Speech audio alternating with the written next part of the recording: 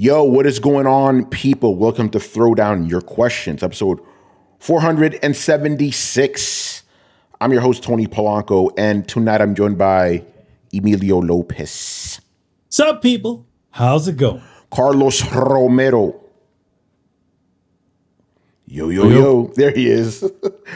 Richard Bailey Jr. What's up, everybody? And Brian Manjoma. What up? All right, people, back another one. No Brett action and looks like no Chris action either. I don't know what's going on with Chris, probably just sleeping, but Brett does have a bad migraine right now, so he needed time off. And plus, he's been working hard this weekend. He was like a tattoo convention and stuff. So I'm looking forward to hearing, how it went. As a person who's done lots of conventions, sometimes you just need that little bit of downtime. I mean, obviously, if you guys remember, like from the previous times I've done conventions, usually I'm not around on the Sunday show, or if I am around on the Sunday show, just for a little bit, stuff like that, just to sort of decompress. Because I feel like, a lot of time, I don't know full, because he's also doing more, tattoos. He's probably doing them at the show or whatever. But at the same time, it's like you kind of have to put your public face on. Yeah. And sometimes having that public face on for so long can kind of become taxing. It's interesting.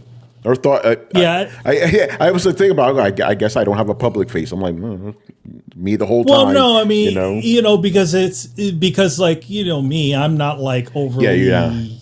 Yeah, I'm not like solely outgoing. I mean, if you get me in right situations and stuff, but like you sort of have to at least for me, like I have to sort of, it's not an act, but just sort of be, the opposite of myself, be a little bit more actively approachable and stuff like that. But then again, also Brett, that's his business too, where he's the salesman as well as the artist.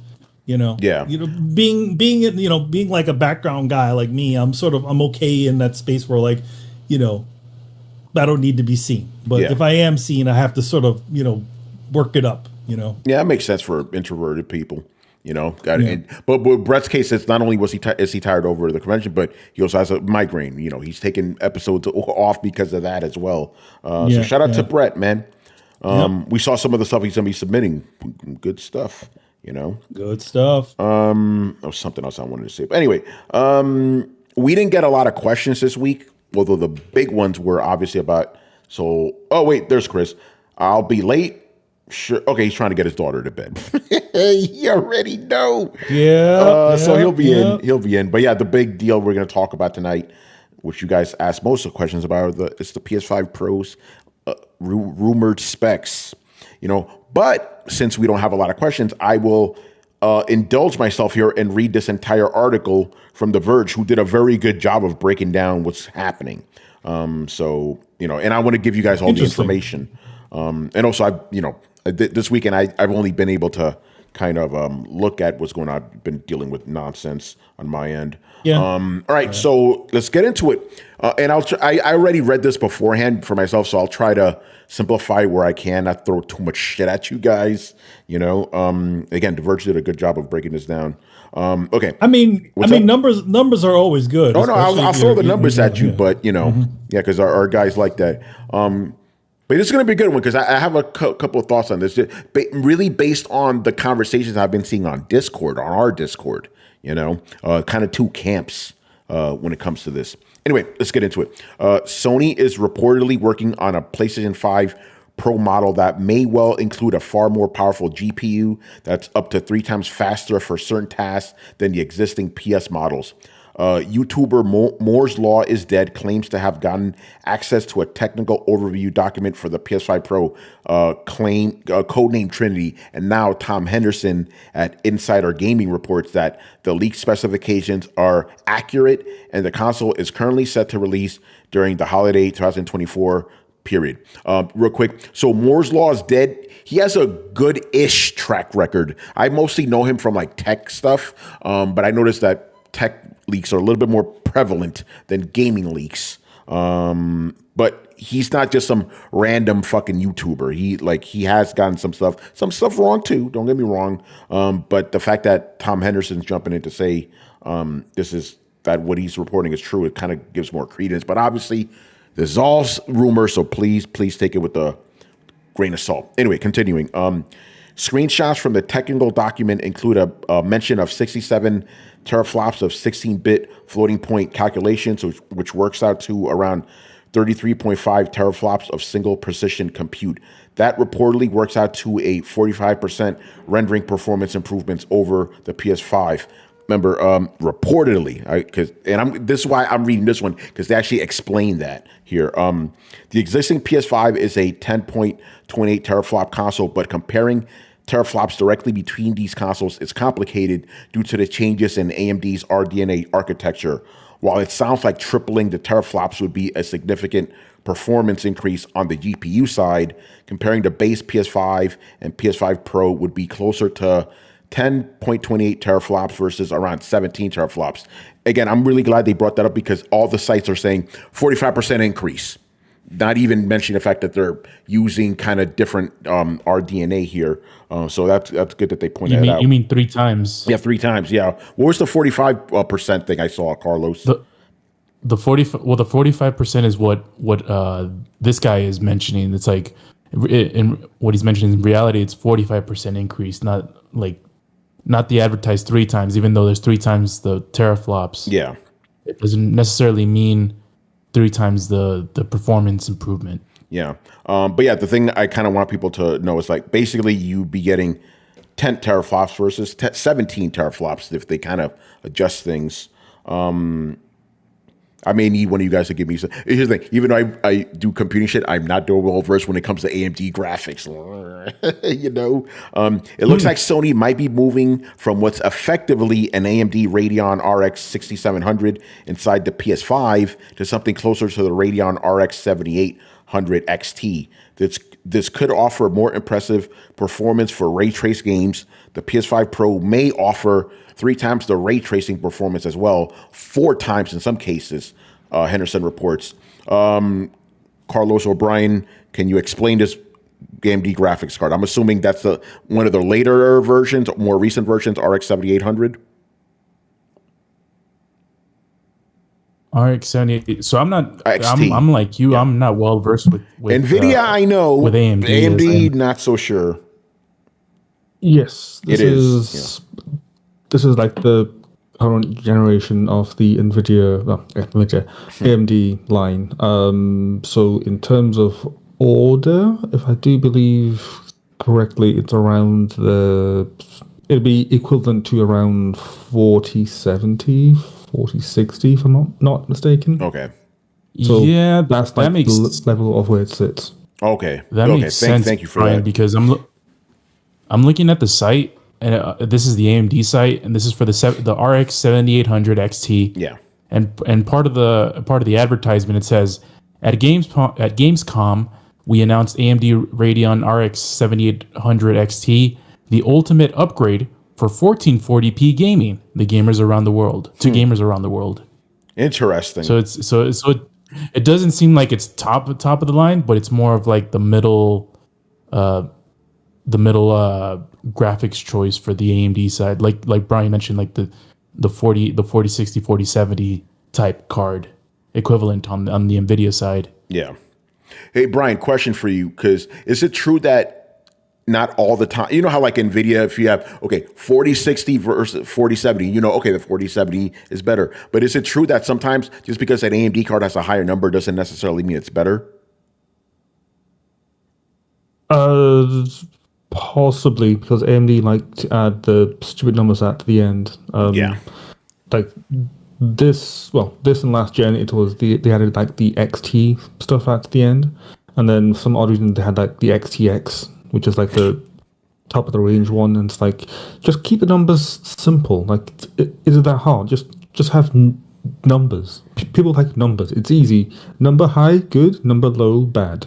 Yeah, exactly. Yeah, because I was reading Brian, this article about, basically just complaining about this, and they just had this list of like, hey, this has a higher number, but it's not as good as this one, because you're right, it had that extra shit at the end, all the letters. I'm like, guys, what are we doing here? All right. Anyway, let's move on here. On Sunday, which is today, Henderson added more details, like that the PS5 Pro would follow the recent PS5 redesign with support for a detachable disk drive. He's also saying the PS5 Pro could have system memory running at 576 gigabytes a second, which would be a 28% boost over the PS5, as well as performing audio hardware capable of processing more effects. The PS5 Pro is also said to have the same CPU as the base PS5 with a, quote, high CPU frequency mode, end quote, that boosts clocks to 3.85 gigahertz. That would represent a 10% performance boost over the standard PS5. Let me just finish the last thing. Henderson reports that activating it would mean slowing the GPU by 1.5%. Go ahead. Yo, doesn't this sound familiar? It does. Boost mode? Yeah, boost mode, yeah. Yeah, it does. It's very interesting. One of our best performing videos, Tony, on the Throwdown channel is one of your Tony's takes where you had a beast mode, which was a PS4 Pro stuff, and you had like the what's it called, the Hulk. I remember that. Oh, shit, that was a while ago too. Yeah, I remember that. We're almost done here. Just two more paragraphs. The original leak of documents, which were reportedly posted on Sony's own developer portal, also mentioned, this is kind of interesting here, also mentioned PlayStation Spectral Super Resolution, or PSSR. This is rumored to use PlayStation machine learning for image upscaling that's similar to NVIDIA's DLSS or AMD's FreeSync.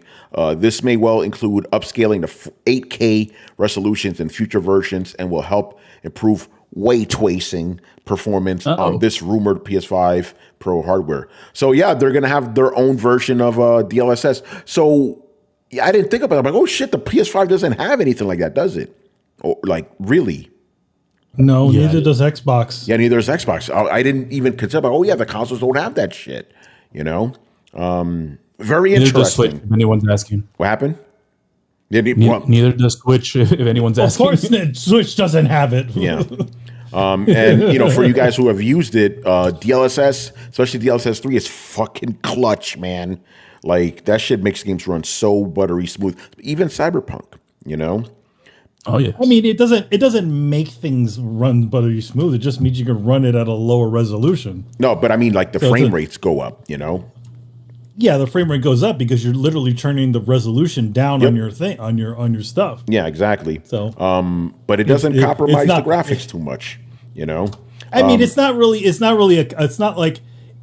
it is a compromise, but it's a special effect that makes it look better. Yeah. But yeah, it's an upscaling trick. Yeah, pretty much. But it's a big deal for NVIDIA and AMD, so good to see that PlayStation 5 Pro may have it. Okay, last thing here. While Moore's Law is dead hasn't always been the most reliable source for console leaks. This is true for console leaks. For other tech stuff, he's pretty spot on. But console stuff, you know, take it or leave it. Henderson's reporting suggests that Sony's own first-party studios have been testing PS5 Pro development kits since September of last year, with third parties getting access in January. Henderson previously reported last year that a PS5 Pro was being planned with a target release of November 2024. It sounds like Sony may well be on target to hit that ambitious timeframe. We discussed that back in September as well. So there you have it. You know, so that's everything you need to know about the PS5, rumored PS5 Pro. So now we can get into the questions. I just wanted to give you guys some context there. Little bit of history. Yeah. Mr. Bushido, aka J Shep, asks, assuming that the PS5 Pro specs are legit, how much of a difference will I be able to see in graphics and game performance from my PS5? Which one of you guys want to jump on this one? On his PS5? Yeah, because I mean, Carlos, you can jump in, but because people are saying all kinds of crazy shit, you know?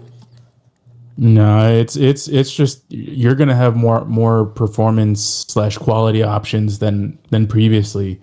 I mean, some of us got the PS4 Pro, and yeah, I mean there was some games ran a lot smoother than on the regular stock PS4, but it wasn't this, you know, it's not this monumental leap that, you know, some people make it out to be. It's like they mentioned in the leaks, and it happened in the last generation too. The CPU is essentially just the same.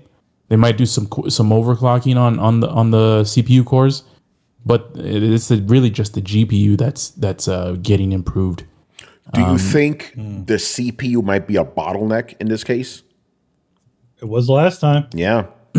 Yeah, well, it'll definitely be a bottleneck because the GPU is, I mean, it's the equivalent of maybe a years old GPU at this moment. I think the 7800 XT came out last year, while the CPU that the PlayStation 5 is based on is damn near 6 years old now. So yeah, it's definitely going to be the bottleneck for this. But that's the compromise that Sony makes when making these consoles, because they're not gonna put this effort to upgrade both the GPU and CPU because it'll be more expensive for them. So they do this thing where it's like, okay, we'll just improve the GPU. The CPU maybe will work on thermals to have it clock a little bit higher, have that boost mode. And then it's just the GPU that we're improving because, we're trying to sell these consoles at much more better profit margins than before. And if they do both CPU and GPU, it won't be that much. So yeah, it's just, they're taking an improvement on the GPU side because visually that's the most visually resonant in terms of the public. Yeah, that's the thing that regular people could kind of just witness right away. Justify, and that's easily marketable as well, Yes. Pretty much, Carlos, everything you said was pretty much what we had for the PS5 Pro, Yeah. Pretty much. So it seems like they're going down the track again. So yeah, graphics, not 100% sure, but you'll definitely see performance boosts, which will be good because again, and I said this would happen too. Like the reason we were getting a lot of 60 FPS games in the beginning is because they were PS4 games. And I was like, prepare when we get PS5 only games, you're going to go back to 30 frames a second. Guess what's happening lately? Exactly. Going back to 30 FPS again, so maybe it'll mitigate that. I'm not going to be here saying, it's going to be 60 FPS across the board because even PS4 Pro, it's like 45 frames a second, or it was in between 60 and 30. Better, obviously, but not like blowing shit away.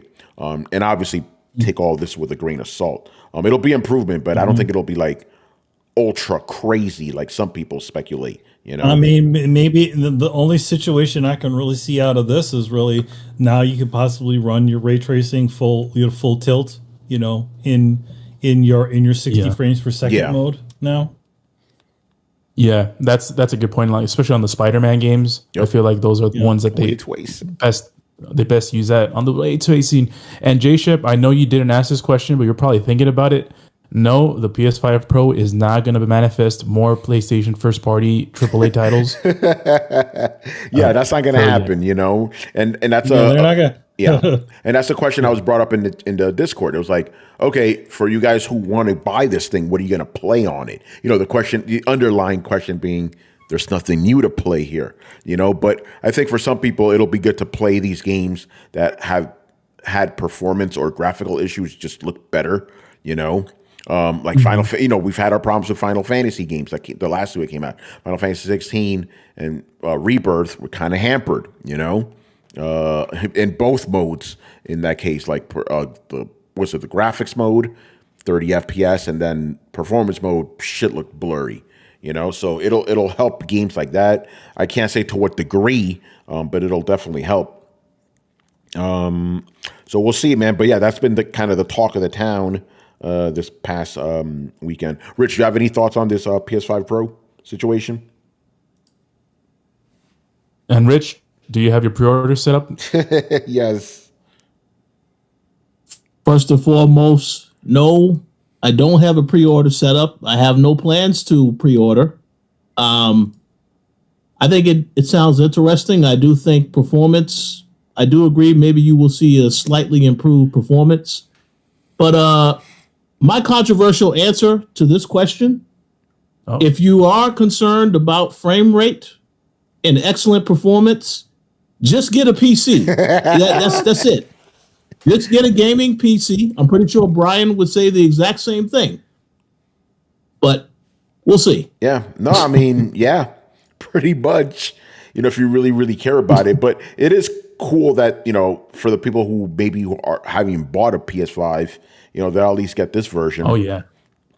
Yeah, that's a great deal for them. Absolutely. I mean, for us, at least for me, I mean, I'm thinking about it. I'm like, man, I wish there was a killer app that would motivate me to get this console. Be like, oh, damn, this incredible new game that Sony is pushing looks so amazing. I really want to play. I'm excited about it, and I want to play it on the best possible quality. But that's not the case. What I'm expecting to hear from Sony is announcing this PlayStation 5 Pro, and it's going to launch with The Last of Us 2 remake. Oh God! Obviously, a game that uses all the power of the PlayStation to get to work. Right? Oh yeah, and it's going to be called a remake because apparently the AI is going to be upgraded a little bit, and that constitutes it calling a remake. Well, actually, you know what Sony is going to say to your response, Carlos? Oh, the killer app is the next Grand Theft Auto game, Grand Theft Auto 6, right? That's what you and I heard, Tony, about. This is why this system that's what I heard, dropping, because that's the game. So, well, newsflash: Grand Theft Auto doesn't come out this year, so next year, but it'll be ready for it. Yeah. So, Brian, what are your thoughts on all this, man? It's more of just I don't care. After the whole PS4 Pro and how disappointed I felt with that, I'm just more inclined to feel the same about this. Granted, I could be proven wrong, but at the same time, as you guys just asked, what games are you going to be playing on this that warrant this console existing? In a year that they said that there's nothing new happening, by the way. Yeah, it's like I could understand if they said, okay, we're going to be bringing out a bunch of exclusives like the year that this thing drops. Okay, makes sense. I can understand that. But now it's just a case of there's nothing to play, and all those games are just kind of a bit meh at the moment. Like what are we going to be playing? Fair Play, on the PS5 Pro. Like I don't know. It just seems like it sort of worked well for Sony in the past, so hence they're doing it again just because they think it'll like do better or do somewhat the same. But it's just kind of I'm just weirdly not even caring about this. Brian. Yep. Watch, and this is another Sony thing. Watch the PlayStation Portal not be compatible with a PS5 Pro in the first couple of months. That'd be funny. What if those goofy new headsets, right? Do those work? I don't remember hearing that they work with the new PlayStation Slim, do they? I'm not sure. That you need a dongle for those? I don't know. Yeah, I don't know. So watch, being that the PlayStation Slim is not really that much of a significant hardware upgrade compared to the previous one, watch the new PlayStation be the one that's compatible with those stupid new headphones that they have. Like fully compatible. Mm-hmm. Yeah. By the way, shout out to Chris who just showed up. Chris, have you been keeping up with this whole PS5 Pro rumor spec situation? No. My only thought was when you posted that was, I don't care how many teraflops you've improved the performance. If you're not releasing any titles, I don't see what the hell is the point of upgrading the system when you don't have anything new to play on it. Plus, you already announced that this is the twilight years of the PS5. Yeah, right? They said it. Yeah, they said it. Yeah.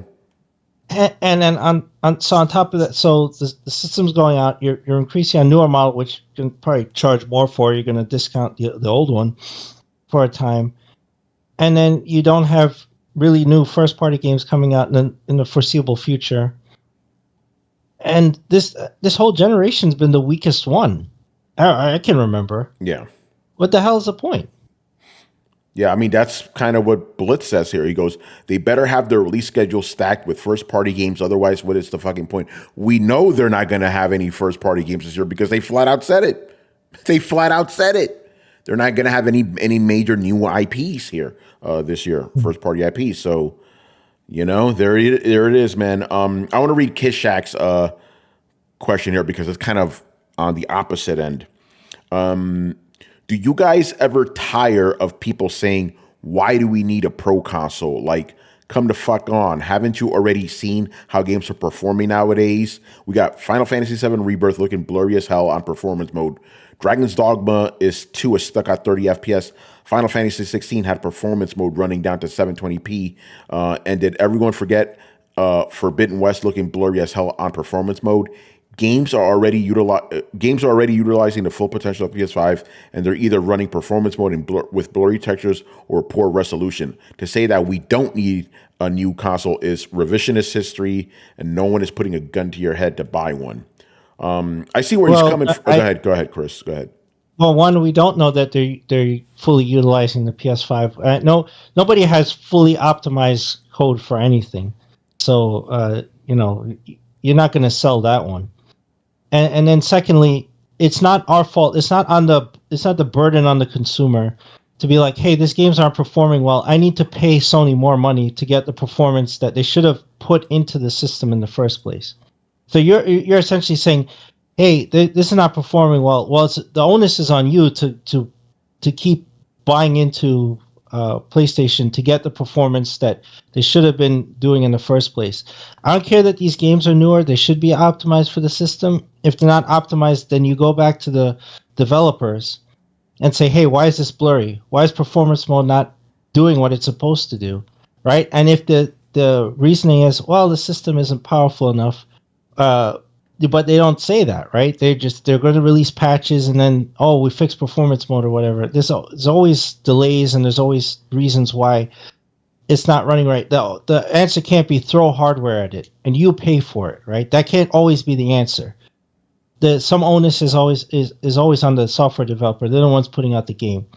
And then to say that, hey, you're required to have a PS5. I know you're saying don't put a gun to your head. If you don't want it, don't buy it. But then we're still getting punished. Like, if I don't buy into a PS5 Pro, then I'm getting unoptimized games that run poorly.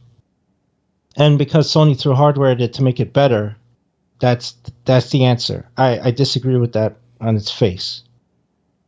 Yeah, because his premise is like, hey, if you don't want to deal with these unoptimized games, as you said, you got a new console for you. But if you don't want to do that, then you don't need to buy it. Like I understand. I kind of sympathize with at least the meaning behind this question, because it's like, it's like the last couple of years have been very disappointing when it comes to PS5 games because they're not running and looking that good. There's some exceptions. Spider-Man does, but in Insomniac, they magic powers, But like the Final Fantasy games, it's like, I'm playing Final Fantasy VII Rebirth, and I'm already like, I want to play this on PC, please.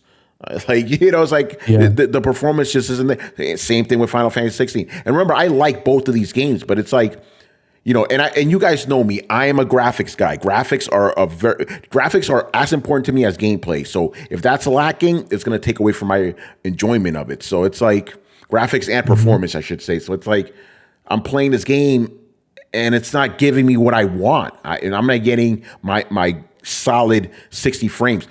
Here's the thing. 30 frames is obviously playable. I'm still playing them. But that's the bare minimum that we shouldn't be dealing with anymore, in my opinion. But that's how it is. So, and obviously these things were never, again, I called it. Like I knew this was going to happen. Obviously, like the previous generations, they've been saying 1080 60 since the fucking PlayStation 3. Yep. And these things can barely do 10. These things are literally like we're going down to 720 now in some cases to just hit that mark of 60 frames per second. So who like I notice that it's like people want to believe the I'm gonna say the lie, but the abstraction of truth whenever these things come along. Yeah, at the beginning, it could run a PlayStation 4 game no problem at 60 frames per second. But when those real 5 games come out, or those real 360 sort of Xbox Series X versions of those games come out, so they can barely do it. Yeah. So wait till next generation, and maybe we'll get a game that can run at 4K 60. Wait till 3. at the core of Kishak's question, I have no issues with it because neither do I. Just like every technology company, they always do these iterations. But most of these technology companies. But going with what Chris talked about, he's 100% right. These companies should be held accountable for releasing games that are not suited for the hardware that they're releasing them in. I mean, that's at the core fundamental part of the developers. And is it not suited for the console? Well, no, because if you're releasing, they're still officially running. They just aren't running to what you think they should run at. Yeah, well, I guess I'm getting to Kishak's point because he said like these games are blurry and and they're not running as well and the frame rate drops significantly. I don't know if that's what should be expected, then I mean, I would push against it because if you're releasing experiences that at least because if you're saying, oh, this game is trash because it runs at 30, but if it runs at a stable 30, then that's fine. But if it's something that goes like from 30 to 20 frames sometimes, or the textures or the quality of the graphics are just so low because they can't render them, it's hard to not just say like what's going on here. Yeah. So I don't know.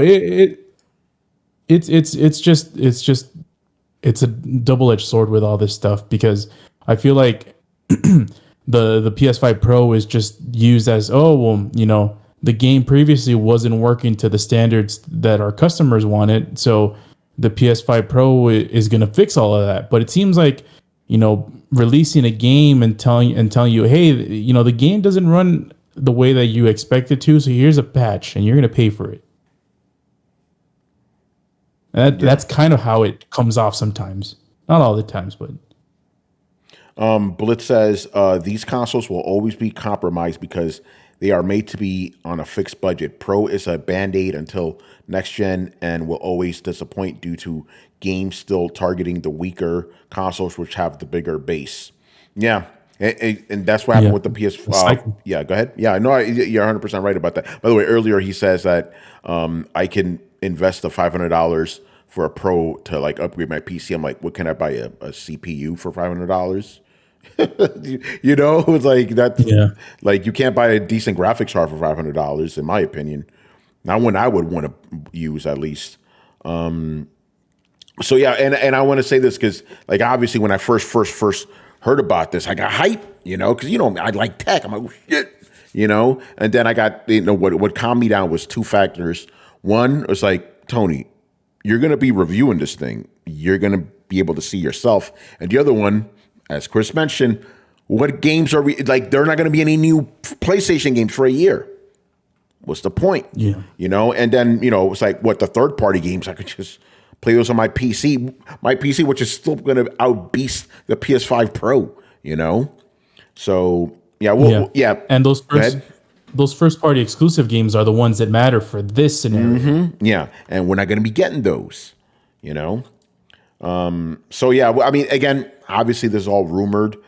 So we'll see what happens, but again, if you have not bought a PS5, you're gonna be good, with this. But yeah, Carlos, I'm kind of with you. It's like, it's a compromise. It's been a compromise, But that's also console gaming, man. Kishak goes greedy Nvidia racing GPU prices. A good GPU now costs like $800. Yeah, pretty much. Oh yeah. That's why they're a $2 trillion company. Yeah, crazy. It's true though, man. Food. Mm-hmm. I mean, the thing about it is like I think the thing about a lot of this is just like this is what you're kind of gonna get it for the price range. If you're expecting like on par with PC sort of stuff, you're not gonna get that for a console. In general, it's it is as far as things are concerned.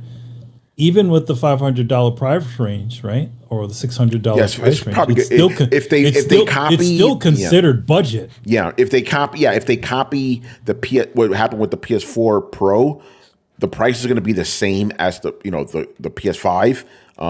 But remember they're gonna have a version without the disk drive, so $400 potentially. Or they could be fucking assholes and offer the one without the disk drive for $500. I don't think it'll be worth it at all, to be honest. Which is a shame. Just hashtag deal with it, man. It's not. I mean, like again, like I don't know why people think this is going to be the magic bullet. It's not. Again, like what they said. It's like it's definitely a sort of to tide you over until whatever's coming out next, because sort of like, hey, look, we are addressing that little bit of stuff, but like again, like how much of it is going to be anything, like okay. Like here, give you an example. Like I noticed that Final Fantasy was blurry on my 1080p television. Yeah, and I was running it in performance mode. Yeah, see, in performance mode. It was running at 60, but that shit was not running. That whatever that was running wasn't even close to 1080p. That was running. It's a problem, man. It really is. All right. Next up here, Tumeke. On the same line, Sean Layden said that game budgets are doubling each console generation, which is unsustainable. What would you be willing to give up spec-wise on the PS6, Xbox Series 360, One X to help keep budgets in check? Or are you in the camp of fuck it, give me max power as budgets are not my problem? Would you be happier with a smaller technical jump or maybe a change of tactics to handheld? Interesting question. I feel like that's a double question, because you're talking about game budgets, and that's specifically games themselves. Yeah, that's not software. Really we're talking about software and hardware. So I mean, to be honest, like what would be willing to give up? I'd be willing to cut some of those budgets in half and get more games. Yeah, smaller experiences. That's what I'd be willing to cut. Yeah, I'm going to jump in because that's kind of what I want to go to. When we were discussing this, when Brett brought this up, it kind of gave me, I'm like, oh, that's a solution. So yeah, I'm going to stick with the software side here, because I am obviously not willing to make any compromises hardware wise. What would be the point of buying a new console if it isn't noticeably better than the last one you have? No point. Unless you're a Nintendo gamer, you want a better console that gives you more performance, right? I'm not willing to compromise on that. But what I will be able to happily sacrifice on, game length. You want to keep these budgets down. Not every game needs to have 60 million quests. Not every game needs to have 50,000 mini games. You could have a 10-hour experience that's nice and focused like we used to have, but with incredible graphics, everything, performance, graphics, presentation, the full 9 yards. So we could still have AAA looking games or AAA games in general, but they don't have to be 50,000 hours long, So that's what I would want. You want to cut the budgets down? Stop making games that are Applebee games. It's like everything. Like, no, just deliver an experience that's focused and give us the best possible graphics and performance possible. Back in the day, right? The game that used to be the 50 billion hour game was the RPG game. Yeah. Not the action game. That's true. Was the RPG. So now let's say, for the sake of conversation, every 4 years, a big experience like those gets released. To be honest, that's more manageable, because you at least get more, you at least get one of those every so often. But again, not every game needs to be as long as, or longer, or 20 hours long as those RPG games. You can release an action game that isn't nearly that long. Yeah, exactly. Jolly Yellow Nerd, yeah, that's pretty much what I say. He goes, want to reduce game budget? Stop with the filler quests that are blatantly put in there to make the game longer. Yeah, exactly. And this is something we've talked about. But I would say, yeah. But I would also say it is also the gamer's fault why this has happened. Oh, this isn't that long. People out there are always have these expectations about, oh, this game doesn't have this game doesn't have that, oh, this game doesn't have this link. That's all on everybody else. Yep. Having those crazy expectations like that and expecting to pay the same amount of money. Something is got to give somewhere. If you want one of those really crazy long games, back in the day, you used to pay for that shit. Yeah. Yeah, exactly. I agree. It's like people want everything, and this is why we are where we at now. Because you wanted everything instead of just wanting a nice focused experience. I've said this many times. Not every game needs to be an RPG. Like I consider RPG that term diluted now because everything has skill trees, everything has progression. We don't need that shit. You know, I remember, I didn't play the first Gears of War until like 2017, right? It was so refreshing. I didn't have to worry about upgrading my guns or nothing. Just go in there, shoot shit, go behind cover, shoot more shit. That's it. You know, you don't need to go crazy. Are the Doom games. Yeah, it's like, oh no, we need skill trees, we need progression, we need leveling up, we need fucking loot. No, we don't. But here's a good example, guys. You know, for those of you who play Nintendo games, look at your first party Nintendo titles. How long are those Nintendo titles? Your Marios, your a lot of their other smaller experiences. That boxing game that they put out for for the Wii. Like the Wii U. Like a lot of those experiences are like smaller experiences. Maybe I can't remember how long it takes to beat Mario Galaxy, not Galaxy. What's the other one? Odyssey. Odyssey's a pretty long game. Yeah, it takes a pretty long. But game. is it as long as a Zelda game? No. Not as long as a Zelda game, but it's still pretty. Depends on how you play it. It can be completionist. Yeah, completionist. Yeah. It's like because I put like good 70 hours into that game to get everything. Mm-hmm. But I see your point. I would say the thing about it is that those obviously their big cornerstone games will probably be the bigger experiences, but you look how many little things that they put in between, and obviously how many gaps they're filling with DLC. And I think a lot of that is again, it's pretty smart because they have their IP that you know, and they sort of fill in those gaps. And I think, again, I don't think not to mention, they're not working at full HD. They're not working at 4K right now. They're working at close to 2K right now. A lot of their games only run in the 720 range, So that's why their budgets aren't exploding all over the place. But again, they leverage all of those games that they're going to be doing that. They're going to obviously spend that on a Mario game, the one we just mentioned, but that other one that just came out, or whatever, the side scroller game, I'm sure the budget on that was not nearly as much as the Zelda. Definitely sure about that one. Super Mario Wonder. Wonder, yeah. Yeah.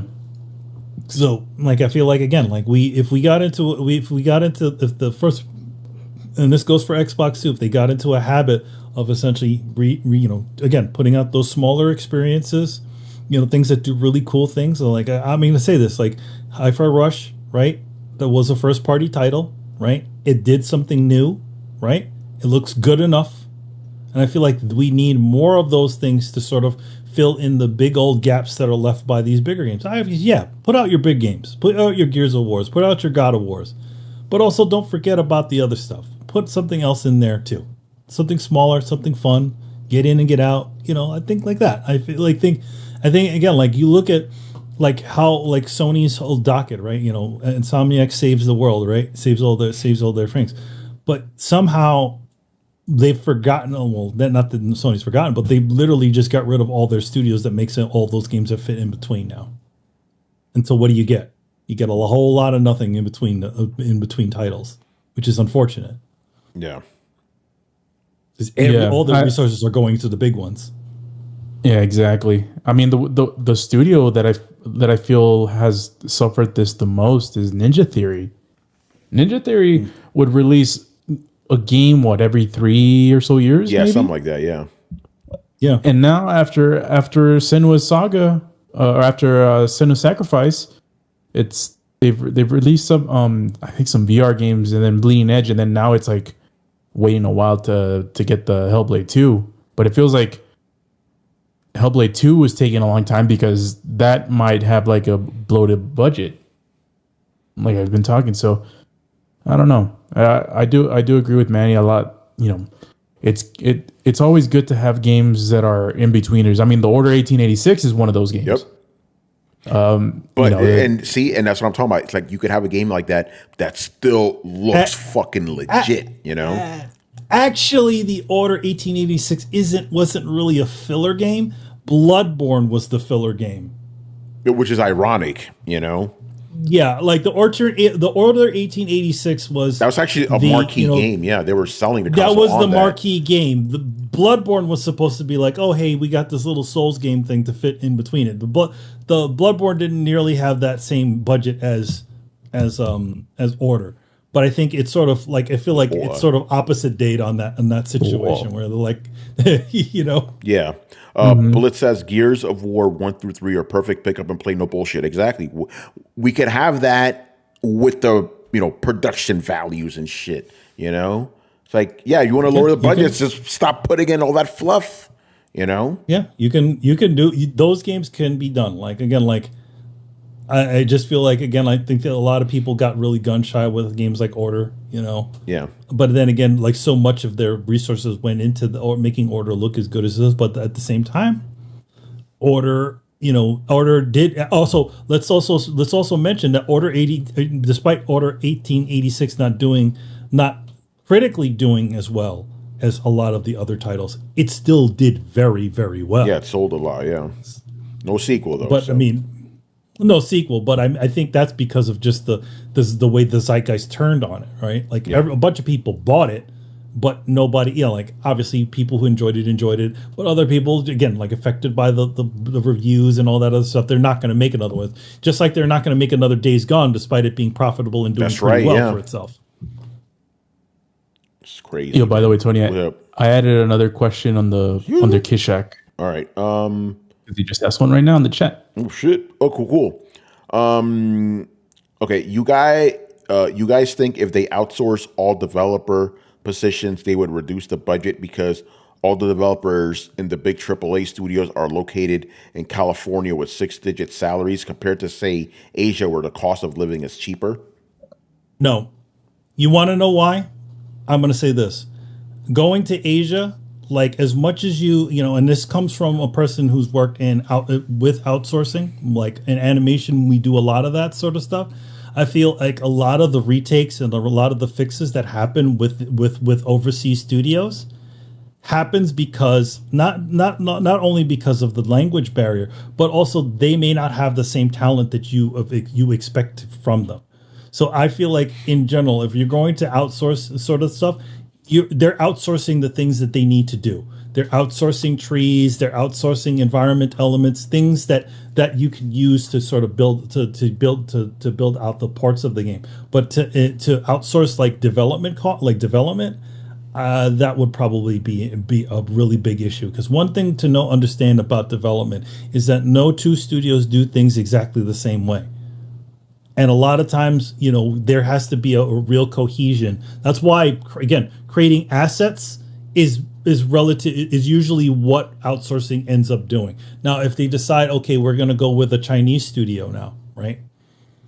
That just means that people are just going to. That just means that people in the States are going to be out of money, out of jobs. And do we really want to start serving up? And this goes for Japan. Do we really want to outsourcing all of our creative process? Of that part of gaming all to another company.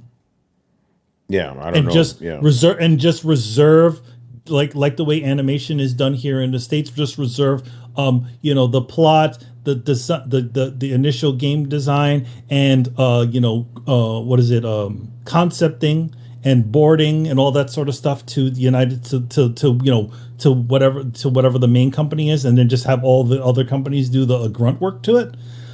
Didn't a company like Square actually attempt that with Final Fantasy, and then he literally needed to throw all that stuff out? Yeah, that's right. Yeah, I remember that. And did Capcom also try that? They also attempted that too. Yeah. And this is I mean, we're not talking. It's not like we're not talking about a studio in China. Yeah. This is literally another Japanese studio. I think Hexa Drive was doing the alternate version of Final Fantasy, which they literally threw out. So I don't think doing that sort of work ends up going too well. There may be small situations that it works out with, but definitely if you're going to do a game design, you want to have all your main staff in the main studio. Yeah. I'll add to Manny's point because he's right about that. But to back to the question, why is it always that the developers? The implication is the developers are getting paid way too much for their work, right? Why is it never like the C and E level stuff should be cut down because there's too much overhead and too many executives and too much middle management, right? It's always like, hey, these developers make too much money. Why don't you just outsource it? Well, how about guys like Andrew House or whatever take a pay cut when they make a fucking retarded decision that causes a game to fail? They never get punished, right? Who gets punished? The guys at the bottom. That's where the overhead is. There's too much overhead at the top. The top is too large. There's too many executives. There's too many C and E level people making insane decisions and frankly just out of their depth.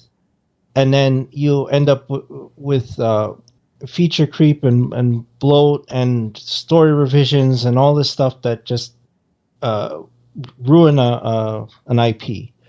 And then the answer always is like, oh, well, you need to cut the budget. It's like, yeah, so cut it from the top. They should be responsible since they were the decision makers. That to me would cut your budget immediately. You would keep stuff here, like Manny's saying, and you would actually hold the people responsible. The developers most of the time are not responsible for the poor story structure, the poor reception of a game, unless the game is entirely broken, which is rare. We usually complain about like story and narrative and all this stuff is like terrible, right? That's not the developer's fault, right? The game is still sound. The problem usually is decisions, and they come from the top. Things are mandated, but they never take a hit for those decisions. So that's where you need to cut fat from the budgets. That's where I think that would be a fairer option. You don't need to outsource, period. You just need to cut management. You need to cut bloat at the top, and C and E level guys need to take responsibility for making poor decisions. Yeah. And obviously, who else suffers? Gamers when we get a bad product, But you're right. The guys at the top, they don't suffer, Yeah, but you see who the person, who did take the pay cut back in the day, and what was he? He was a developer. Yeah, he was a developer. Yep. He was specifically, made games for himself, and he felt responsible that he didn't want to lose those key roles within the company. So he took the pay cut. Yeah, Iwata we're talking about, by the way. People. Yes, Iwata, because he knew he could save jobs. Yeah. Jimbo isn't going to just take jobs. He's going to cut and run from the bullshit decisions that he made. So that's don't why forget it. Jimbo is going to celebrate with the same people that he knows are going to get fired. Yeah, yeah. Jimbo will go and celebrate with the same fucking people he just fired not long ago. Yep. Literally, he knew what was going to happen. He still fucking went. Yep. That's your Lord and Savior right there, boys. Yeah. Shout out to you, mighty nerd. All right. Anybody else have any thoughts on this? Yeah, I agree with Chris. Essentially. Yeah. What would you be willing to sacrifice? Why is that the solution? Yeah. Exactly. All right. Moving on here. Cuban boss. Let's say the rumored PS5 Pro specs weren't real and it only delivered 1.5 times upgrade, but was a complete redesign that didn't look like a giant air purifier. Would anyone on the panel still upgrade? That's funny. Would I buy a PlayStation Pro because the design is actually a functional design where it didn't need a fucking stand? Yes. Oh my god. Yes, I'd do it. Oh wow, you would. Interesting. Yeah. I would do it if it was totally fucking redesigned. Where in other words, it didn't need a fucking stand to actually stand. Stands to stand. Yeah, I would definitely go with that because it's like, oh, finally, like I'm gonna say this. I like my silly Slim, right? But why the fuck does it need these stupid little plastic stands to sit sideways? It's stupid. What? So stupid. There's no part of it. Yeah. I mean, I'm with Manny. I mean, if it looks significantly better, and emphasis on the word significantly, I would definitely consider it. Yeah, like if the footprint is smaller. Yeah, if the footprint is smaller and it can actually sit there on a shelf without any additional assistance, additional purchasable assistance, like the current PlayStation 5. Yeah, but remember, it's only a little bit more powerful. I don't care. Yeah. As long as it can sit on a goddamn what is it? A goddamn shelf without needing additional. Like, come on, guys. Well, Tony. Yeah. Tony, here's the interesting thing. So he who was this Cuban boss that mentioned it? He said 1.5 times the upgrade. Yeah. That's 1.5 times is essentially 45%. 50% up. Yeah, that's pretty much the equivalent. Interesting. So it's, wait, you know me, I'm bad with math. So how does 1.5? Wait, never mind. I just answered my question. Because 2 times would be twice. Okay. 100%. Yeah, you're right. Then why did he phrase it that way? I think because the rumors are saying it's 3 times more powerful. Oh, okay, yeah. Maybe. So maybe he's saying, okay, let's instead of 3, let's make it 1.5. Yeah, which is 45%, which is what they've been saying. Right? Yeah. That's what what, what's his name on the article, the homeboy from the article mentioned. Yeah, my stance on this is I'm more concerned about specs than the way the console looks. I don't like the way the PS5 console looks, but I don't care ultimately. I want it to perform well. So no, I would not just buy a PS5 Pro just because it has like if it's literally just looks better, that wouldn't be enough. I need to know about those specs. Does it actually make the games run at good? That's what I care about. So no, redesign wouldn't do it for me. But in all fairness, the way my PS5 is now, I don't have to look at it, so it doesn't matter. I don't have to look at this fucking ugly thing. You got it in the brown bag special. Just throw it. Yeah, before I used to put it behind the TV. I'm like, I don't want to see you, bro. But no, if the performance, a redesign alone wouldn't be doing. Give me that. Digital Foundry, where you at? That's all I'm saying. Digital Foundry, show me the numbers. That's what I care about. I literally bought that the previous one because of the aesthetics. Yeah, it was smaller than the previous one. Mm-hmm. So I'll go with functional aesthetics over stupid as performance pop colors. Because again, what do I have? I don't have a 4K television. I got a 1080p television. If this motherfucker can run things that look good on that fucking TV, then I'm good to go. But apparently Final Fantasy still runs at a lower resolution, and I can notice it on a fucking 1080p television. Yeah. All right. Anybody else want to jump in on this? Would a PS5 redesign get you to buy the Pro? Chris, I'm picking you right now. Oh, no, I wouldn't buy the Pro even if it was at the maximum rumored specs. Nothing is going to make me buy that because I think it's a sucker's game at this point. I think it's like buying an iPhone right the month before Macworld. It's like you just made a poor decision because they're going to announce a new one. I think this is like they want people to buy into this with the whole hype was like, oh, it's more powerful, run your games better. Well, you should have thought of that in the first place. You already told me you're twilighting the system. So that means PS6 is on the horizon somewhere, right? Or the next PlayStation, whatever. I'm assuming it's 6 since they're the only ones who stay consistent with the naming. That's on the horizon somewhere. Maybe it's 2 years, 3 years out. I can wait, right? So I'm not interested in aesthetic redesign. Yeah. Rich, what are your thoughts, man?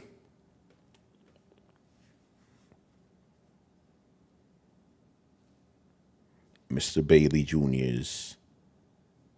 Right, he might be. He might be. Yeah, he might have stepped away. He might have stepped. All right, it's okay. Let's move on. Another one from Cuban Boss. I think I know Tony's response, but here he goes.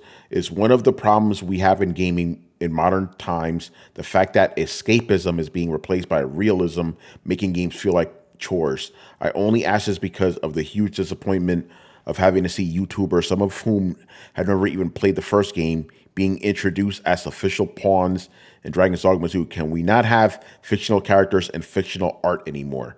I didn't know about that. The question sounded like it was starting one way, then it went to another one. You know? Yeah, I was. I was like, oh, I know where this is going. Yeah, but he mind. did a complete shift there. So should we tackle the first part or the second part? I don't really know what the heart of the question is here. I think it's the YouTube thing, right? Or we could do both. Well, why not both? Yeah. Okay, so let's do it one by one. Does realism hurt games? In some cases it can. Oh shit, I'm hungry now. I gotta go cut some wood and start a fire and get some meat. Oh, the meat overcooked. Oh, I got diarrhea. I need water. Okay, that's when it gets stupid. Oh, the fucking bag is too heavy. I'm over encumbered. My fucking sword is breaking. That sort of stuff isn't fun, I mean, I feel like in a general space, if you're looking for simulation, then okay, yeah, that's for people who like later deal. That's for people who like simulation sort of games. But I feel like sometimes when you have it sort of just depends on the player what they're sort of enjoying, right? I do think that there is they obviously want to also create a meta game when it comes to that too, where it's okay, I gotta check how much my bag can hold. I can't hold infinite amounts of stuff, and I mean, that was the whole portion of survival horror, right? You can't, the meta game for something like Resident Evil 4 was your cache case itself, right? You couldn't hold everything on you, or the original Resident Evil, you couldn't have everything on you. You had to be, strategic about that stuff. Something that's somewhat realistic, but obviously you have the magic box that literally instantly transports all of your stuff to the next box. So, I mean, it's not for me, I feel like if the game sort of establishes that's the game cycle, then I'm okay with it. It's not my main thing, but, But as far as realism in games, as far as graphical things, I feel like I do miss stylized games. I do miss that games can, again, I keep talking about it. I like Hi-Fi Rush because it is a stylistic choice. It's not just because, hey, look, real person, Yeah. But I also think that when it comes to those sorts of games, those sorts of stylized games are very difficult to sell to people that don't like stylization. They want to see real people. They think that the fact that you can create a realistic person is a sign of graphical fidelity or graphical thing. You can have a stylized game that literally pushes all of those fidelity, all kinds of stuff, design, all of that stuff, and it could just be totally created. So that's my thing. I feel like that sort of realism sort of squashes a lot of the thing, but I understand why it's done. Yeah, I'm going to go just down the line here. Brian, what do you think about realism in games? Does that help or hurt? Depends to what effect. Because if it's for games where it's the whole purpose is to simulate something that is somewhat monotonous, then people really enjoy that. Again, take your farming simulator, Euro truck simulator, that type of stuff. People weirdly enjoy those type of games because they offer something very close to what the thing is. Even power washing, it's simple, but it's trying to mirror that one event very closely. So that makes sense. But if it's something where it's just really pushed out graphics, then I think that's a big detriment because, as we all remember how Uncharted 2 looked when we first seen that trailer, right? We all were blown away. If we were to go back now, we'd be kind of just looking at it okay, I guess it looks okay. Because again, our sensibilities of what looks good has changed. Whereas if you go back and look at Okami, which is a PS2 game, people could still turn around and say, "Hey, that game looks really good," even though it is old. It's older than most franchises these days. So, I think in the graphical sense, chasing like the realism thing is just diminishing returns more and more with each gen. And again, as Manny said, it's much better idea to have something that is stylized that will stand the test of time. Because again, what's the big games these days? On Last of Us 2. In about 10 years' time, we're going to look back at Last of Us 2 and say, yeah, it's not really that good looking. Even though, like, right now, people are saying, oh yeah, that game looks really good, and it does look really good. But in 10 years' time, we'll turn around and say, nah, it just looks alright, or it's not that great looking. So I think that's just a weird situation. But yet, with Hi-Fi Rush, we're going to look back in 10 years' time and say, hey, that game still looks good, you know? I'm sure Manny will still be buying it when it comes out on PS7, because I'm sure Manny will be. I'd buy me Gravity Rush again, and I'll buy Hi-Fi Rush again, because I feel like we should, but I feel like we should continue to support things that are like trying things that are different and not always the same norm. But again, like unfortunately, the unfortunate fact is people like realism. They feel that the idea of that, they like the idea of there being like, hey, look, it looks like a real person. It's kind of like liking, what was it like? I can't remember what it was, but I think it was an artist. I can't remember what artist it was. He was a Renaissance artist, and at one point, that was his thing. He used to do realistic paintings for people. That's what his company used to do. Like, he created a company that were in his style that could make realistic people. But as time progressed, he started to abstract things, get a little bit more stylized, a little more strokey, and people didn't like that sort of, because it wasn't like it was a painting. It wasn't like it was a full-on recreation of a person. It was sort of an interpretation. It still looked like them, but it was not as not exactly like that. Like, in other words, it still had a lot of additional effects to it. And I feel like that's the same thing when it comes to stylized games, where it's like, obviously you get wowed, wowed at the fact that every single thing can reflect.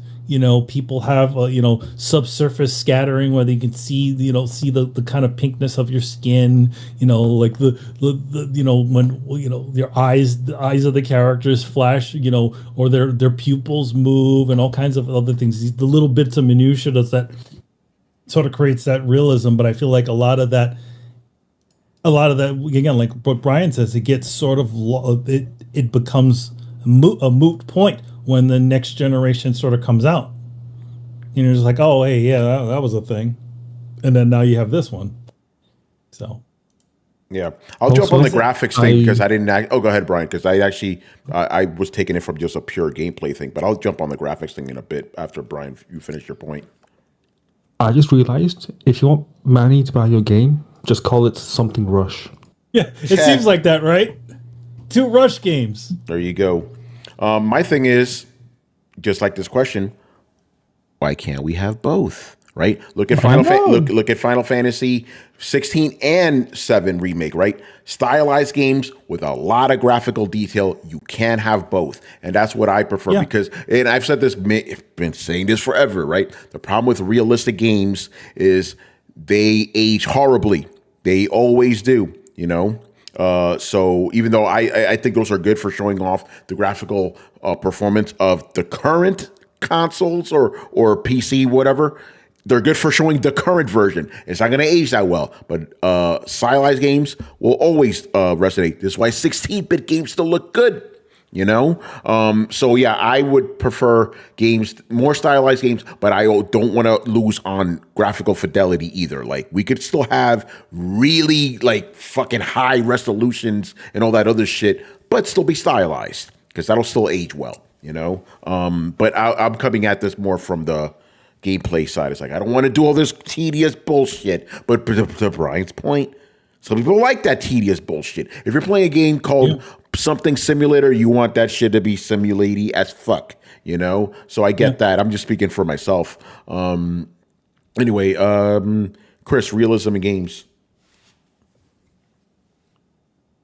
I mean, you guys made good points on both sides. I don't think it's necessarily a bad thing. It's just how it's applied, you know? Yeah. You need some style in games. You don't want it to, you don't want like if you're trying to make some kind of fantasy thing and then you make it like hyper realistic, might pull people out of it. It just depends how you apply it. I don't think it's a bad thing. I don't think, any hardware innovations need to suffer or compromise anything. It's just how developers want to apply their artistic freedom to make stuff. They should be able to do that. If they want to make hyper realistic stuff, they should have the bandwidth and the hardware to do so. And if they want to make cartoony stuff, same thing applies, So I don't think it's ruining anything. I don't think it's affecting anything either way. I just think it's up to the developers and stuff, and they should have the leverage and the hardware to be able to do what they want to do. Yeah. Let's see if Richard's back. Richard, are you with us, sir? There he is. I heard. Yeah, I heard he might be back. Okay. Sorry about the. I heard he was rewatching the last episode of The Walking Dead. Those who live. Oh, absolutely! Hell no, Carlos. That's not accurate. No. Yeah. So yeah, Rich, what's your take on realism in games? And you could just go wherever you want with it. So this is what I will say. I think it definitely depends on the game. Take, for example, a game like WWE 2K24. Obviously, if you're a WWE wrestling fan, you're hoping when you play that game, it's going to be the latest roster and the match types. Most of the match types will be represented in the game. And the reality of the situation is that this game, it has a lot of stuff that's out of date. Now, you can edit some stuff, but it's, if you really are a diehard wrestling fan and you're watching certain stuff, you're expecting the game to sort of mirror that to an extent. Obviously, when they do these games, they scan the wrestlers ahead of time. And there is a cutoff point where if they don't do a scan for certain wrestlers, maybe they debut at a later time. Obviously, they're not going to be in the game. But in the case of this game, there are certain wrestlers that they should be in the game because they've been with the company for more than a period of time and they're still not in the game. Or they might be DLC. So you see, that goes both ways. And then on the flip side of that, take a game that is a period piece game, historical, such as the Assassin's Creed games, Ghost of Tsushima, so on and so forth. You're expecting to see certain stuff in that game that is reminiscent of the time period. Not saying they're going to capture everything perfectly, but certain stuff, it makes sense to be in there so that it's representative of what that time period was sort of like. So I kind of think realism, it depends on the game. Everything doesn't need to be realistic, but I also agree with what you said, Tony. Why not have both? It depends, but that's just my opinion. Yeah. And then the second part of the question here, where I didn't know about this, by the way, that apparently there's some YouTubers. Like their likeness is being featured in Dragon's Dogma 2 as pawns. Pawns are your, party members.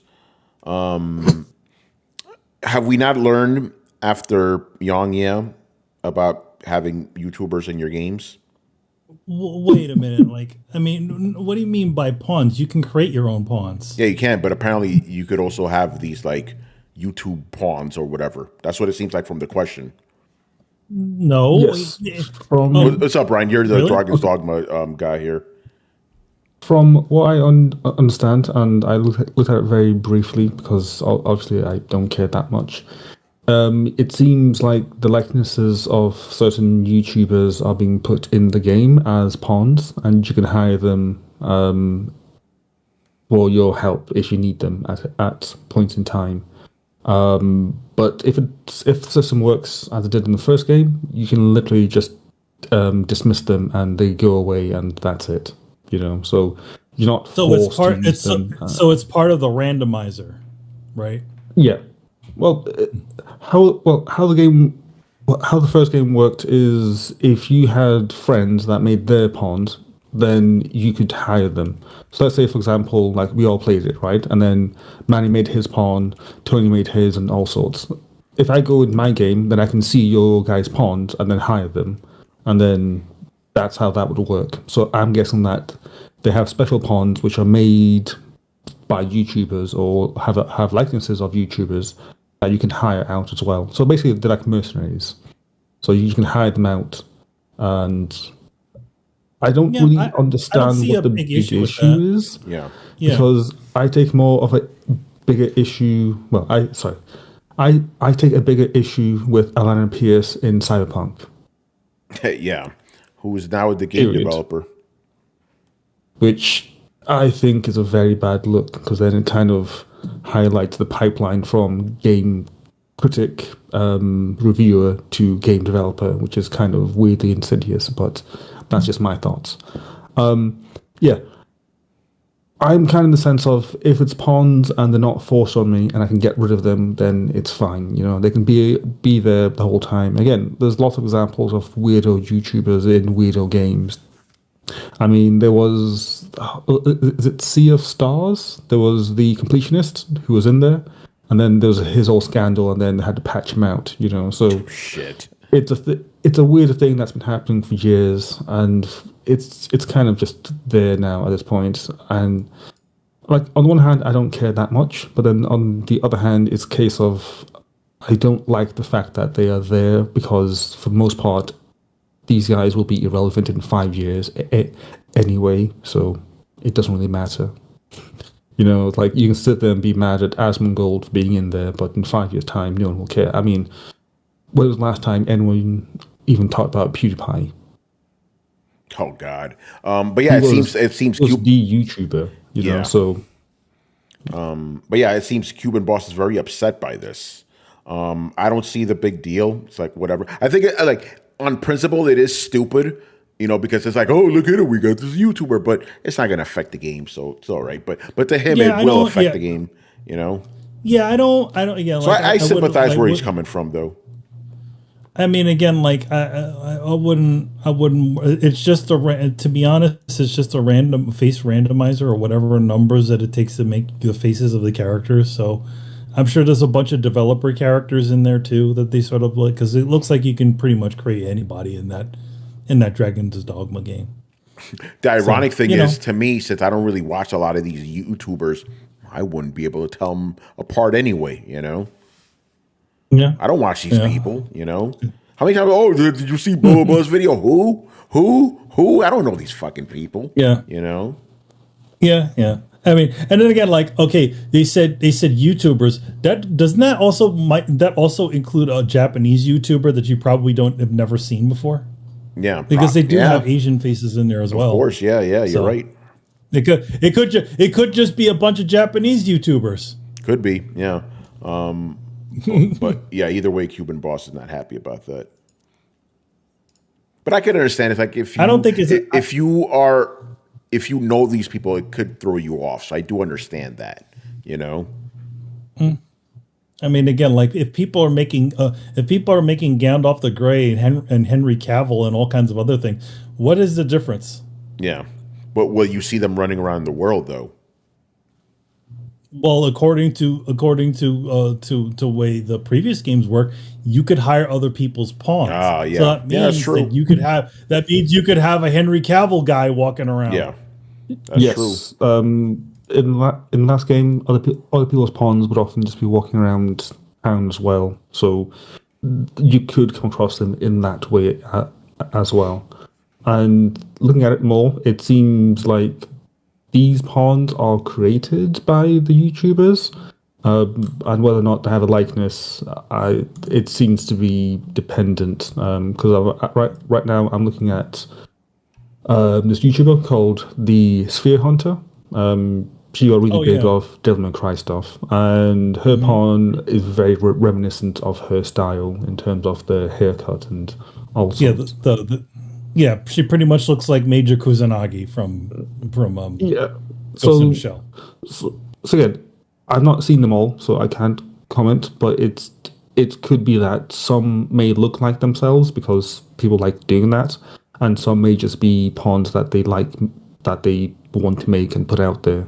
So it may not always be like the YouTuber. But even then, as Tony said, I was looking at the list and I was like, I know like 3 people on this list because I've seen the videos. The rest, I'm like, I have no idea. Like, I'm just going to the list. It's like, I don't know this person, don't know this person, don't know this person. Like, who the hell is Zach? I don't know. He's someone. Yeah, it's like, who? So, exactly. So, again, I'm still off mindset of, I don't like that's happening, you know? It'd be cool if they did a thing that they fall down into licensing. Because I was about to say, it'd be cool if you had developer pawns that were similar to like other characters in other games, but then obviously there's potential licensing problems there and whatnot. So yeah, I'm kind of in the middle here. I like the idea as a concept, but then I don't like it because I hate YouTubers in lots of games. You know, it's like just, again, most of them will be irrelevant in 5 years when they quit. So yeah. That's true. All right, moving on here. Last 2 questions of the night. Black Metal Gamer. All right, of all the gaming franchises, which do you personally feel has the most divisive fan base? For example, I would probably have to say the Final Fantasy franchise. You never really meet anybody that has the same answer.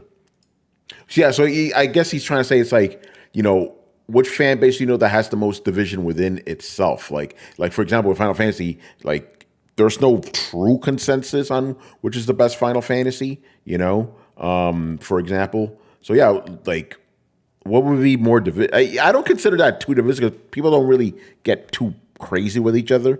Or maybe I'm just seeing it from an internet standpoint. In the Final Fantasy franchise? Yeah. Which maybe it's like which fan base has the least consensus within Let's go with that. I think that's the heart of the question here. Yeah, like which franchise has the least consensus among fans? I don't know. The Final Fantasy one is pretty good. Yeah, I would say that, and possibly the Metal Gear fan base. But I would say there's. Oh man, he muted himself. Yeah, I was in the middle of an answer. Go ahead, Carlos. Sorry about that. A little something happened with the cat there. Yeah. Sorry. Right. I totally lost my train of thought. Yeah. All right, Carlos, Go you go to ahead, me. man. Yeah, I think so. The Final Fantasy one is a good one, even though I would say Final Fantasy 7 is Kind of probably the one. Yeah. Yeah, it's like the default consensus if there isn't one. But I mean, there's still. I mean, Final Fantasy 6 has a big fan base. Final Fantasy 12, or no, not 12. 10 has like a pretty sneaky big fan base. So yeah. As far as other franchises, I think Halo is a good one because Halo 1 is a lot of people's favorites because it's the first one. It's the one that got everyone into Halo. Halo 2 was the first Halo that had like the best multiplayer, or like the first like good multiplayer in a console setting, and 3 like perfected everything. But then it's got ODST, which a lot like sort of like the hipster game, and then Halo Reach is the one that everyone loves because of the campaign. And then Halo Infinite, everyone that's a consensus everyone hates. But yeah, that franchise has a lot of games that people, I would say, are least consensed on which one is the best one or which one they like the most. Yeah, Halo. I'm curious, Manny. You mentioned Metal Gear. Why do you think? What's the deal with that? Because I'm not too in tune with the fan base when it comes to that franchise. So yeah. Oh, thank you for reminding, because before my brain farted. So yeah, I would say Metal Gear doesn't have a lot of division, but I would say depending on the era of Metal Gear fan, you will find a slight division when it comes to in terms of Metal Gear Solid 2. So people that later on, people have started to sort of they like Metal Gear Solid 2 more, even though despite it being as divisive as it was. Like, I'm sure for me, Chris, and Tony, it's still, that because we played it at the time of our perspective on it is still, the frustration of that game. Where the bait and switch, because nobody sees that nowadays when it comes to Metal Gear Solid 2 anymore. Everybody knows that Raiden is in the game. For us, we didn't know there was any Raiden in the game. We thought it was going to be a Solid Snake game. Even the trailers suggested that it was a solid Snake game. And then all of a sudden, for most of the game, we're got a bait and switch, and we're playing somebody else. But to prove your point about the division within Metal Gear non-consensus, I actually wasn't bothered by the Raiden thing. I wasn't bothered by it at all. I was like, okay, I'm playing as this guy now. Cool. All right, fine. It didn't bother me, but that proves your point. There's not a lot of consensus within the Metal Gear. Like it's not so angry at each other where it's like, oh, but this was the best. No. I mean, I feel like people have their opinions about the way that one went, but I don't think it's to the point where everybody's utterly hates it or says this is the thing. Like, it usually, like, to be honest, like the way the Metal Gear games go now, like as considered the best, it's usually considered one in three people will like agree on those. There's consensus. There's like 1 in 3 people generally like. 2 and 4 is when things get a little divided. Yeah. Rich, you have an answer? I was just going to say, Carlos touched upon Halo, and I agree, although I do disagree with one thing that Carlos said. He mentioned Halo Infinite, said that people don't like it. Carlos, that is too polite of a response. Halo Infinite is hot garbage. All right, we have to call it what it is. Trash. Trash. Yes. Oh, man. Chris, you got anything? Resident Evil, is that? Yeah, is there consensus? Oh, with Resident Evil fans? Oh, well, the big divide with Resident Evil fans is the purists who want fixed cameras versus guys. The camera. So that's the biggest argument I've ever seen playing Resident Evil. There's some guys who won't play anything after Code Veronica. They're like, that's it. Like, they don't like when RE4 went to over the shoulder, and then the games went that way ever since. And you should see the guy screaming that somebody made a mod to put a fixed camera into RE2 Remake. And that shit blew up immediately. These guys are like, oh, this is the greatest thing ever. I'm like, no, this is bullshit. Now you're shooting off screen like the old days. Like, this sucks. Wow. I can't see what I'm aiming at anymore. Why would I play this game like this anymore?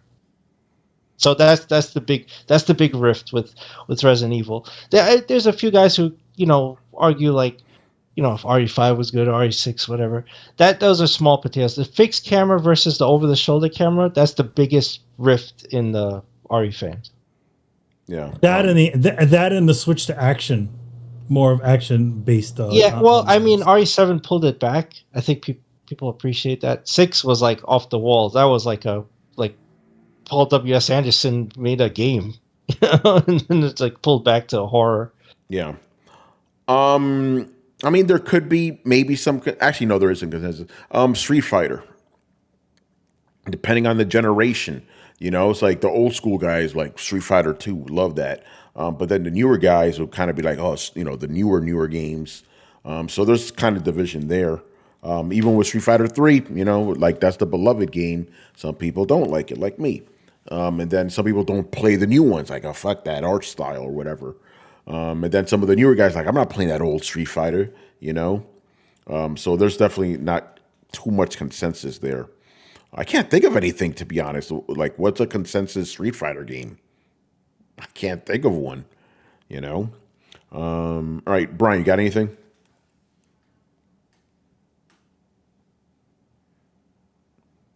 Mr. Manjoma. He may be out. All right. Oh, there he is. I'm here. Okay.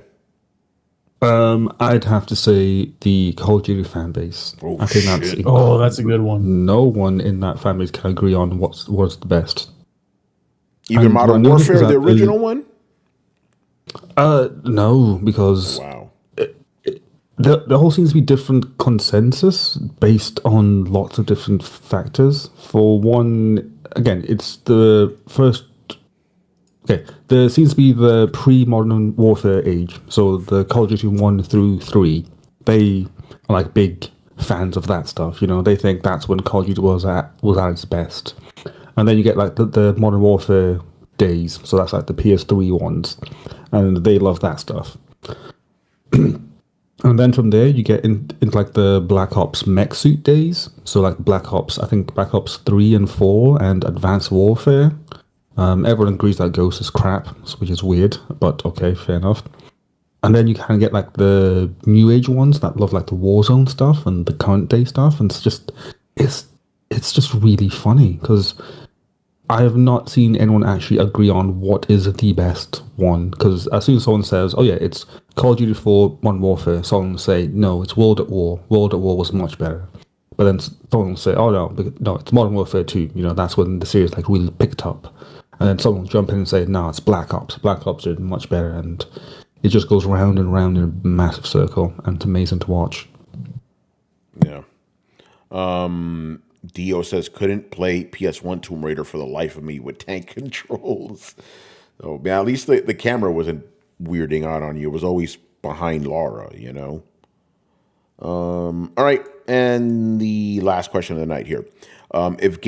We've kind of touched on this question in several instances, but I'll ask it again. If gaming gets so out of control or just down the gutter and everything is service-based, which back catalog of which generation would you revisit and play the unplayed? I didn't edit that one very well, did I? Didn't we kind of touch on this last week? Like, you know, which catalog or which generation you kind of feel is the best one? Yeah, it's sort of like a somewhat of a re version of it, but I think we can still sort of answer it. Sure. Though. Yeah, because I mean, if we're talking about back catalogs, maybe it could be games that we never got a chance to play. Yeah, I'll just go with that. Yeah, 'cause- from which generation? And Carlos, since you're talking, you could go first. Now that I think about it, that's a good question. It won't be NES. It won't be NES. It won't be the PlayStation 4 generation. Oof. I mean, the SNES generation has a lot of great games, but I played a lot of games that generation. So I don't know if because the way I'm thinking about it is I'm thinking about a generation that had a lot of great games that I didn't get to play. So maybe I'll have a chance to, to go back to those. So I might just stick with the SNES because the 360, I think that's the generation I played the most. But I think there were more games during the 360 era. Yeah. Yeah, because starting with the PS2 era, man, I pretty much played every game I wanted to, from those generations. But before that, I played a lot of SNES games too. The thing is, I kind of don't want to go back to the backlogs, if you know what I mean. I kind of don't want to do that. But again, if I was forced to, I got one. I want to play a bunch of Japanese Sega Saturn games I never got around to, even though I don't know what Saturn I would play it on because, I'd have to get it heavily modded to play on a modern television, or even when that's working with the optical drive and all that. But since it's a fantasy, Sega Saturn, I want to play a bunch of Japanese games I never got around to. What about you, Manny? What back catalog, would you revisit? To add on to that, I wouldn't be any sort of real generation, but it would definitely to try to hit some of those Japanese titles that I never got to play on all the generations. There's stuff like that exists on the PlayStation, on the Nintendo, on the Super Nintendo. But I'd like to visit some of all of them. Those games that you sort of heard about that, like a lot, especially with a lot of the modding community these days, where they're literally localizing games that have never been localized ever. So it would be nice to sort of go into all those different eras and sort of look into some of those games that we never got here in the West. Yeah. Brian. Mostly the PS3, Xbox 360 gen, as I feel like that's where a lot of the good games still were, and they still looked halfway decent.